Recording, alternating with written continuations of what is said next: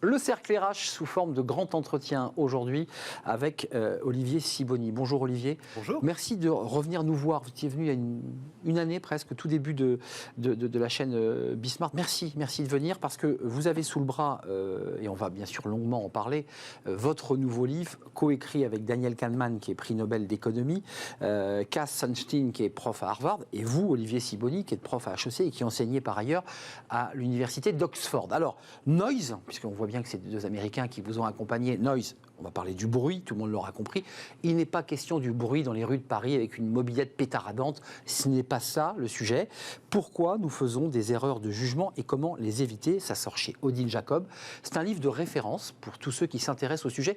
Et j'ai même envie de vous dire, pour vous donner envie de lire ce livre, que ça peut vous intéresser, même si vous n'êtes pas ni recruteur, ni économiste, parce qu'on traite de sujets dès le début du livre qui sont des erreurs de jugement qui touchent des magistrats, des travailleurs sociaux quand ils placent un enfant, et des métiers, des médecins qui n'ont pas le même diagnostic pour une personne qui a les mêmes problèmes.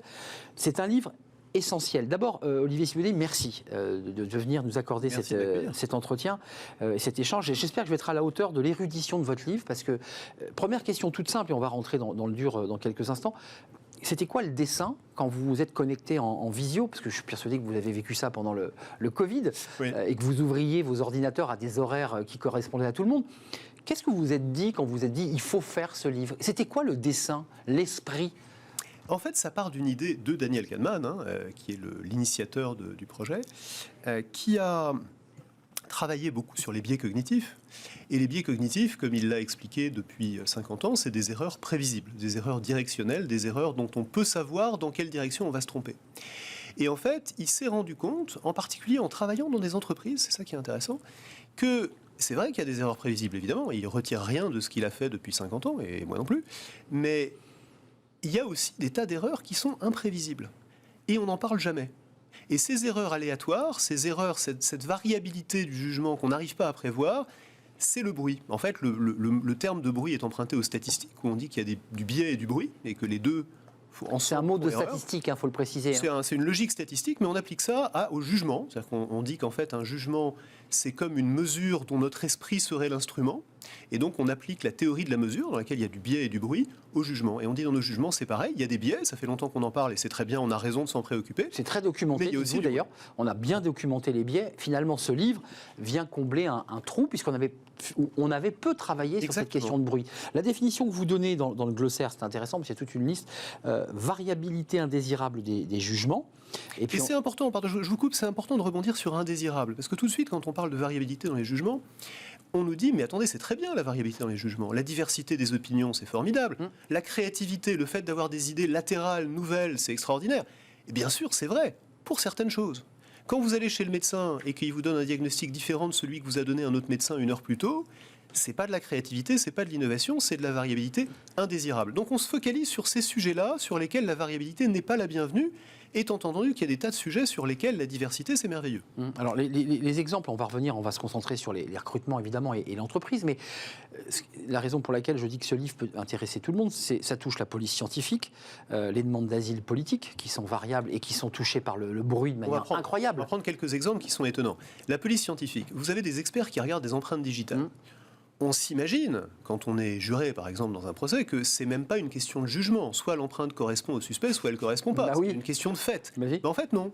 En fait, deux experts peuvent ne pas être d'accord sur le fait qu'une empreinte digitale correspond à un suspect. Et quelquefois, pas très souvent, heureusement, mais quelquefois, les mêmes experts, quand on leur représente la même paire d'empreintes qu'ils ont déjà vues 2 ou 3 mois plus tôt, et qu'évidemment, ils ne reconnaissent pas parce qu'ils en ont vu des centaines entre-temps, changent d'avis. Donc, il y a de la variabilité entre les experts, et il y a de la variabilité intra-experts, c'est-à-dire à l'intérieur des experts, et c'est un exemple typique de bruit dans le jugement. Le placement des enfants et le diagnostic médical pour une même pathologie, il y a des médecins qui donneront un diagnostic et un autre, et ainsi de suite pour les juges. Ça dépend beaucoup des pathologies, bien sûr. On ne va pas dire que les médecins se trompent tous tout le temps. Quand il s'agit de diagnostiquer une jambe cassée, en général, tout le monde est à peu près d'accord. Quand on est sur des questions plus compliquées, par exemple des questions d'imagerie, où il faut dire si sur des rayons X, sur des scanners, sur des angiogrammes, on repère ou pas le problème qu'on est en train d'y chercher, on s'aperçoit qu'il y a des variations importantes. On abordera la question, évidemment, à la fin de cet échange des algorithmes et de la manière dont on résout ces problèmes. Parce que quand on dit algorithme, évidemment, les cheveux s'hérissent sur la tête des Bien Français sûr. en disant mais jamais de la vie on veut être manipulé. On va en parler, il faudra en parler sans détour. Ma question de béotien, parce qu'évidemment, vous le savez, je ne suis pas un économiste ni professeur, mais j'ai l'impression que notre société moderne, et même ancienne, finalement, s'est bâtie sur nos erreurs. Finalement, on se construit sur nos erreurs. Et ce livre vient démonter, vient nous... Tout s'effondre d'un coup. Oh, est-ce que tout s'effondre? Je ne sais pas. C'est vrai que quand on fait une erreur, on a souvent des leçons à en tirer, on a souvent tendance à faire contre mauvaise fortune bon cœur, et donc les gens vous disent toujours, mais finalement mes erreurs c'est merveilleux, j'ai beaucoup appris. Oui. Mais je connais personne qui aille au bureau le matin en se disant, je vais au bureau faire des erreurs aujourd'hui parce que c'est mieux que de prendre les bonnes décisions. Donc ce qu'on essaye de faire ici, c'est simplement de dire, comment est-ce qu'on comprend l'erreur, d'où elle vient, et si possible, comment la réduire, parce qu'au fond, c'est quand même ce que tout le monde cherche à faire. Évidemment, une fois qu'on a fait une erreur, on essaye d'en tirer les leçons, on est tous d'accord là-dessus. Vous distinguez différentes sortes de bruits, il y a des graduations, le bruit de pattern. Ce bruit, c'est quoi si on devait lui donner une forme de densité, si on devait le... C'est quoi? C'est ma subjectivité? Je me suis, excusez-moi, disputé avec ma femme la veille? J'ai lu un livre qui m'a inspiré, j'ai été traversé, et finalement je suis subjectif? C'est tout ça. C'est tout ça. Le plus simple, c'est de prendre un exemple. Prenez un exemple particulièrement frappant qui est celui de la justice, où quand vous soumettez exactement le même cas, le même prévenu qui a commis le même crime, dans les mêmes circonstances, à deux juges, ils vont avoir des diagnostics, des conclusions, des verdicts complètement différents. D'où ça vient? Ça vient d'abord de ce qui vous vient immédiatement à l'esprit, qui est qu'il y a des juges plus sévères et d'autres plus laxistes. Donc en moyenne, il y a ce qu'on appelle un bruit de niveau, c'est-à-dire que des individus différents vont avoir un niveau de jugement plus ou moins élevé en moyenne. Ensuite, il y a la variation d'occasion, le bruit d'occasion, c'est-à-dire que le même juge, si on est avant le déjeuner, va être un peu plus sévère qu'après le déjeuner. Ça a déjà été écrit. Si ça a déjà été, s'il fait chaud Ou la nuit. dehors, Oui, c'est vrai. s'il fait chaud, il va être de mauvaise humeur et donc il va être un peu plus sévère que quand il fait frais. Si son équipe de foot préférée a perdu le match du dimanche, Oui. il va être un peu plus sévère le lundi. C'est incroyable ce que vous dites. C'est incroyable, c'est pas des effets très forts non plus, heureusement. Et puis, il y a la troisième chose qui est celle dont vous parliez, qui est le bruit de pattern, qui en fait est la plus importante. Oui. C'est que les juges vont avoir des jugements différents sur des cas différents, sur les mêmes cas, pardon, parce qu'ils sont différents.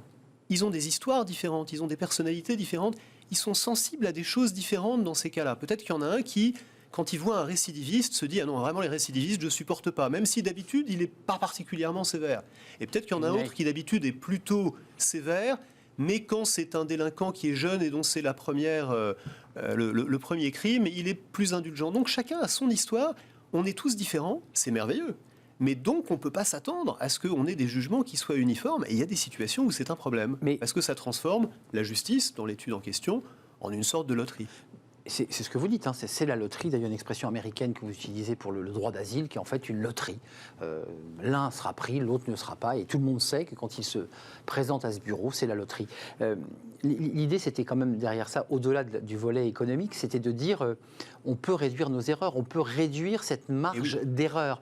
Mais ça partait d'une vision, je dirais, presque philosophique du prix Nobel d'économie, ou est-ce qu'il y a une demande des entreprises? C'est un vrai sujet. Parfois, des livres répondent à une difficulté, à une demande de l'entreprise. Est-ce que l'entreprise a bien pris conscience de ce que vous évoquez dans ce livre? On aimerait qu'elle en prenne plus conscience. C'est ça la question.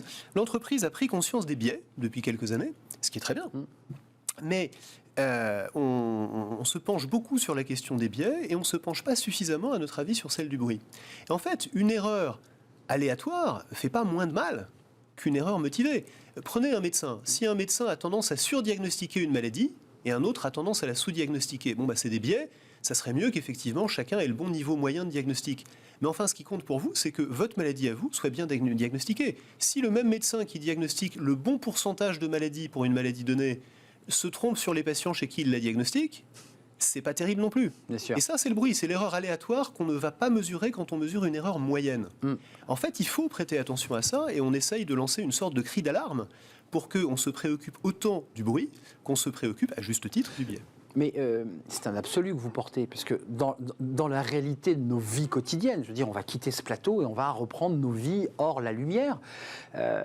On se dit que c'est quasiment impossible le défi que vous vous lancez et que vous nous lancez à travers ce livre qui est passionnant. Non, ce qui serait impossible, bien sûr, c'est d'éliminer complètement le bruit. Parce que dès qu'il y a vous le dites, il y en aura toujours un petit peu. Dès qu'il y a du jugement, il y a du bruit.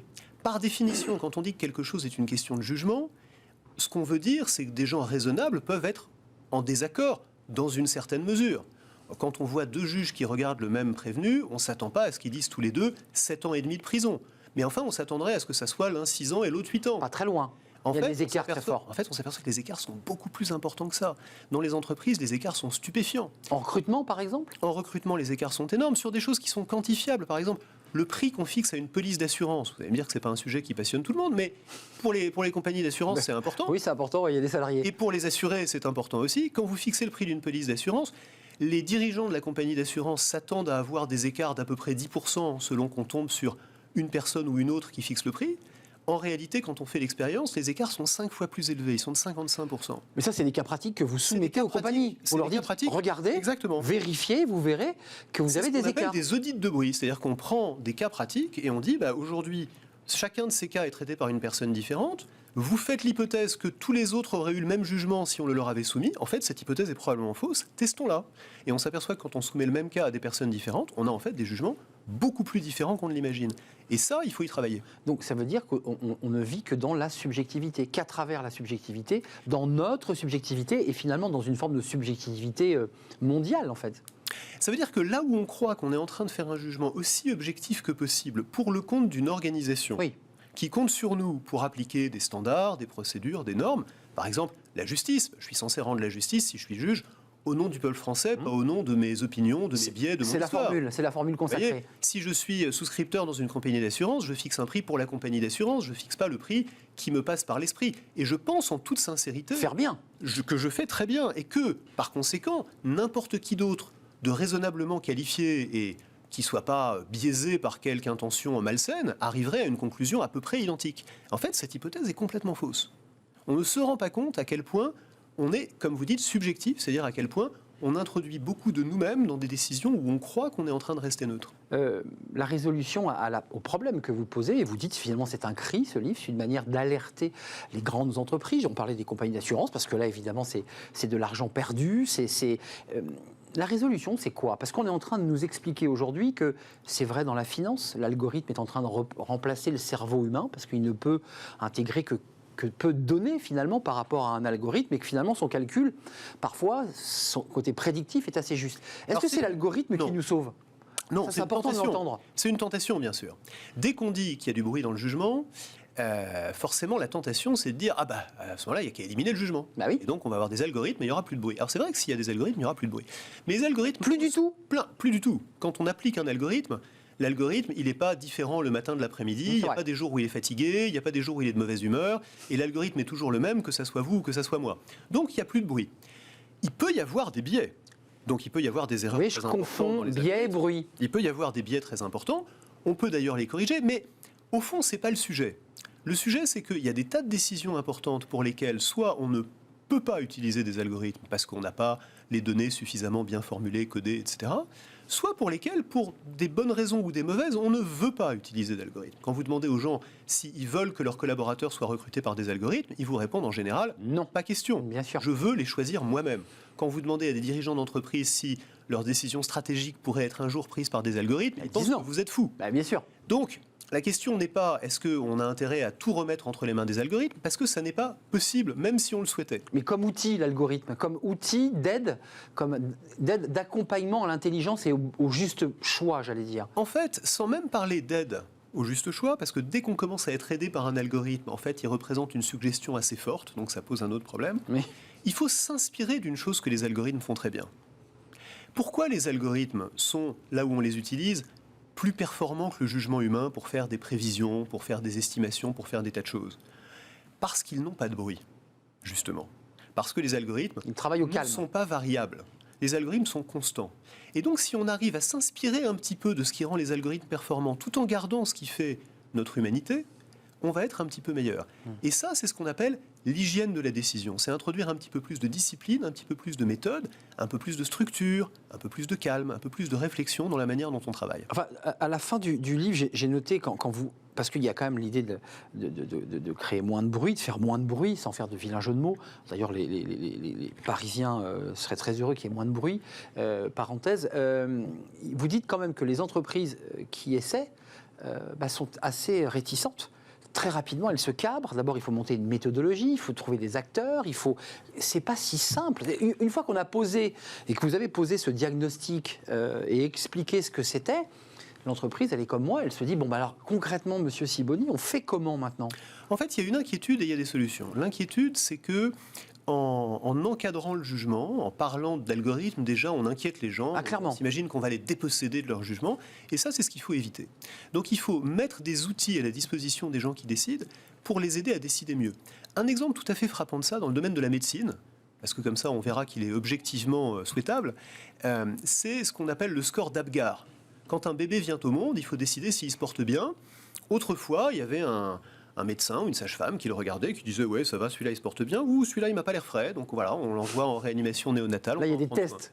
Aujourd'hui, on a une petite grille avec 5 critères qui sont abrégés en A, P, G, A et R, du nom de Virginia Apgar qui a inventé ce score. Et on donne une note sur 10 au bébé. Ça permet en fait de structurer le raisonnement. Aucun médecin ne se plaint de cet outil. Aucun médecin ne dit « on m'a dépossédé de mon jugement, c'était beaucoup mieux quand je faisais un jugement holistique ». En fait, on apprécie d'avoir une aide à la décision. Et ce qu'il faut essayer d'avoir pour prendre des meilleures décisions, c'est ce genre d'outils, ce genre de structure qui laisse les gens en complète responsabilité des décisions qu'ils vont prendre et des jugements qu'ils vont faire, et qui les aide. Mais qui les aide avec cet outil qui peut être une grille. Sur le plan financier, parce que l'entreprise peut vous répondre. Je ne sais pas si vous rencontrez l'entreprise. J'imagine que vous allez faire beaucoup de conférences. Ça m'arrive. Pour leur expliquer assez calmement ce qu'est ce bruit.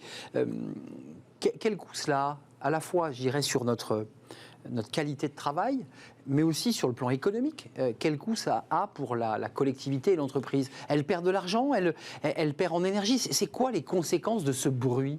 Le coût du bruit est énorme en erreurs et en injustice.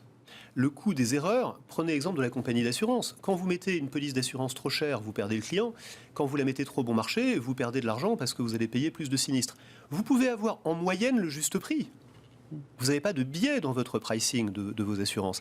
Mais si sur chacune des polices, vous avez une erreur aléatoire, vous allez perdre de l'argent dans les deux cas. Quand vous faites du recrutement, vous n'avez peut-être pas de biais particulier. Peut-être que vous n'êtes pas biaisé en termes de genre, en termes d'origine ethnique, etc. Mais que vous ne recrutez pas les bonnes personnes. Le coût de ne pas recruter les bonnes personnes, il est quand même très important. Donc on fait des erreurs, quand on a du bruit dans ces décisions, on fait des erreurs. Mais là vous parliez du biais, donc quand le biais vient s'additionner au bruit... S'il y avait du biais en plus, ça serait pire. Mais ce que je dis, c'est que même s'il n'y a pas de biais, le fait d'avoir du bruit provoque des erreurs qui ont un coût. Et puis le bruit est une source d'injustice. Je crois que c'est ça sur lequel il faut insister, parce que on s'imagine toujours que les décisions soient prises par des êtres humains, c'est formidable. Oui. Les êtres humains sont faillibles, l'erreur est humaine. Mais on en revient toujours à cet axiome-là, en fait. Et en fait, on se dit que l'erreur est humaine, que c'est formidable d'être humain, et donc par une espèce de syllogisme bizarre, que donc l'erreur est formidable. Après tout, il faut l'accepter, cette erreur. C'est ce qu'on nous dit. Après tout, il faut l'accepter. Mais quand vous allez chez le médecin et qu'il passe à côté de la maladie que vous avez... On est furieux. On est quand même furieux et on a raison de l'être. S'il y a un moyen, tout le monde peut se tromper, l'erreur est humaine bien sûr, mais s'il y a un moyen de réduire l'erreur, on préférerait tous pouvoir le faire. Mais ça veut dire que ces médecins généralistes ou spécialistes pourraient être, à l'avenir, accompagnés, suivis, aidés par, je ne sais pas, je reviens à l'algorithme, oublions le mot algorithme, mais en tout cas des outils d'aide. Des outils d'aide à la décision. Dans des tas de domaines de la médecine, il y a aujourd'hui des scores, des algorithmes, des guidelines qui permettent d'aider la décision et d'encadrer un petit peu la décision pour qu'elle ne soit pas trop dépendante de la personne sur laquelle on tombe et de la sensibilité de cette personne-là à des choses différentes. Je vous repose ma question différemment. Tout à l'heure, je vous demandais le caractère pratique de cette mise en application. On fait comment lorsque vous avez diagnostiqué dans une structure, d'ailleurs elles peuvent être publiques, ces structures, on ne parle que du privé, mais ça peut être aussi évidemment le secteur public, une fois que vous avez diagnostiqué du bruit, beaucoup de bruit, de différents niveaux, qu'est-ce que vous mettez en place, qu'est-ce que vous préconisez pour que la structure, l'organisation, l'entreprise limite ce bruit? Comment on fait concrètement? On pratique l'hygiène de la décision. Ça, c'est on ce met que en vous appelez place l'hygiène. des processus qui vont faire en sorte que les décisions soient meilleures.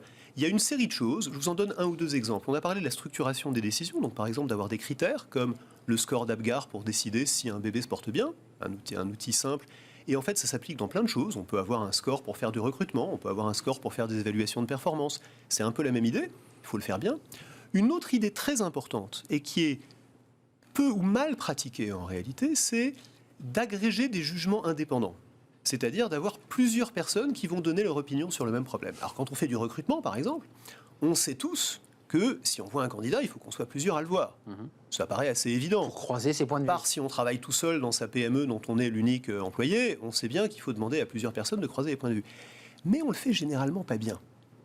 En général, on se parle entre nous, on s'influence entre nous, et en fait, cette influence sociale, elle va augmenter le bruit au lieu de le réduire. Si on veut utiliser la diversité de nos personnalités, de nos expériences, de nos points de vue pour réduire le bruit, il faut qu'on regarde chacun le problème, ou le candidat dans le cas d'espèce, indépendamment les uns des autres, sans s'influencer, qu'on documente ce qu'on en a pensé par écrit, et ensuite seulement qu'on en discute. Et là, on va s'apercevoir qu'on n'est pas d'accord, ce qui est une bonne nouvelle. Parce qu'on va pouvoir comprendre pourquoi on n'est pas d'accord, et on va pouvoir découvrir des choses qu'on ne savait pas. On l'a tous vécu, d'ailleurs vous l'expliquez très bien dans le livre, la personnalité un peu forte, celui qui parle plus fort que les autres, celui qui a peut-être hiérarchiquement plus d'importance, plus d'ancienneté, qui va finalement faire un bruit, et tout le monde va partir vers sa position, qui est peut-être la mauvaise. En l'occurrence, qui est peut-être la mauvaise. Et d'abord, c'est l'hygiène, ça, c'est on écrit, on pose sur une feuille, puis nous échangeons. Et on n'a pas échangé avant. On ne s'est pas influencé les uns les autres. Parce que là, vous parlez du cas où il y en a un qui essaye volontairement d'influencer les autres. Mais c'est souvent plus subtil que ça. Oui, c'est avec bonne volonté. Ça peut être aussi simple que je ne veux pas t'influencer, mais tu me diras ce que tu en penses. Plutôt que je ne veux pas t'influencer, mais essaye de le voir. C'est subtil. Et pourtant, vous avez bien compris que le premier, j'y crois pas trop. Le deuxième, je l'ai trouvé plutôt bien. Ouais, bien sûr. Juste en deux mots. Dans le ton de la voix. Mais c'est aussi basique que ça. On s'intéresse beaucoup évidemment à la relève, à cette jeune génération qui passe dans des écoles. HEC fait partie des écoles les plus prestigieuses de commerce françaises et mondiales d'ailleurs, puisqu'elle est dans les classements mondiaux. Comment les étudiants anglais, puisque vous êtes aussi à Oxford, mais à Paris, HEC, comment ils vous regardent, vos étudiants, quand vous développez ce type de réflexion? Parce que c'est vrai que les étudiants viennent se disent je vais avoir un métier, je vais apprendre la finance, je vais apprendre le corporate, le marketing, plein de choses. Ça, c'est quelque chose qui est assez déroutant, parce qu'on est un peu à cheval entre de la philosophie, de la psychologie, de l'économie. Vous êtes d'accord avec l'idée que ce livre est un peu au carrefour de plein de choses, finalement? Écoutez, le livre, il est écrit par trois personnes qui viennent d'horizons très différents. Le droit, l'économie, et vous, le droit, le management concerne, et la psychologie. Exact. Donc en fait, c'est un livre sur le jugement, qui est cette science du jugement et de la prise de décision, qui est un sujet d'étude, qui est à l'intersection, comme vous le dites très bien, de la philosophie, de l'économie, quelquefois des statistiques et des mathématiques. Et pour répondre à votre question, nos étudiants, ça les intéresse beaucoup. C'est vrai, mais vous avez le sentiment qu'ils ont plus d'appétence finalement que la génération un peu assise, qui est un peu sûre d'elle et un peu sûre de son expérience et de ses décisions? Non, je ne veux pas tomber dans le... Non, le jeunisme contre les... Non, je ne crois pas que ça soit ça. Je crois que ce dont on se rend compte quand on est prof, je vais faire un petit peu de pub pour les écoles de management, c'est que la science progresse. Ce qu'on apprenait à l'école quand moi j'étais étudiant, c'est pas la même chose que ce qu'on y apprend aujourd'hui. Et donc on apprend des choses qui sont un petit peu plus modernes, un petit peu plus, on espère, un petit peu plus vraies et un petit peu plus utiles. Juste une dernière question. Vous qui finalement pensez, et à travers ce livre notamment et d'autres livres, le monde de demain, le management de demain, on nous dit quand même que le manager ne peut plus ressembler à ce qu'il était avant le Covid, qu'il est obligé de se transformer. Vous êtes d'accord avec ça, que même ce que vous allez enseigner est en train lui-même de se transformer parce que les managers ne sont plus une espèce de personnalités qui viennent surveiller, qui viennent contrôler, qu'on est beaucoup plus dans l'horizontalité, moins dans la verticalité. Est-ce que ce monde qui change, vous le sentez? Oui. Et une des choses qui change dans ce monde, et qui a changé beaucoup avec cette crise du Covid qui a pris tout le monde à contre-pied, c'est que je pense que beaucoup de managers se sont rendus compte qu'en fait le monde est beaucoup plus compliqué, beaucoup plus imprévisible qu'ils ne le pensaient. En fait, cette crise a été une grande leçon d'humilité, pour le dire simplement, pour beaucoup de gens. Et de remise en question. Et de remise en question. Et tout ce qui nous aide à comprendre comment est-ce qu'on peut passer à côté de sujets importants, comment est-ce qu'on peut faire des erreurs sur des choses dont on pensait qu'on était convaincu. On en revient au bruit. En fait, nous aide à prendre conscience de nos limites, et quand on prend conscience de nos limites, on est plus capable de les dépasser. Merci Olivier Sibony d'avoir pris le temps de nous expliquer ce concept qui, de prime abord, n'est pas si simple à comprendre. Alors c'est un livre au carrefour de la psychologie, de l'économie, du droit aussi d'une certaine manière. Et puis c'est un livre où il faut prendre le temps de le lire parce que c'est un livre d'une très grande érudition, travaillé à 6 mains sur 2 continents. Donc pas si simple. Chez Odile Jacob, pourquoi nous faisons des erreurs de jugement et comment les éviter, c'est Noise, comme le bruit. Merci Olivier Sibony d'être venu nous rendre visite. Merci à vous. C'est un vrai plaisir. On termine sur Fenêtre sur l'emploi. Alors là, on va quitter un tout petit peu la philosophie. On va revenir sur du concret, du très concret. Comment gérer et récupérer nos colis. C'est une galère de la vie quotidienne. Il y a peut-être beaucoup de bruit autour de ce sujet aussi. On en parle avec quelqu'un qui a inventé une formule, une solution, une entreprise même d'ailleurs, pour essayer d'éviter cette galère de la récupération des colis. Et on l'accueille tout de suite.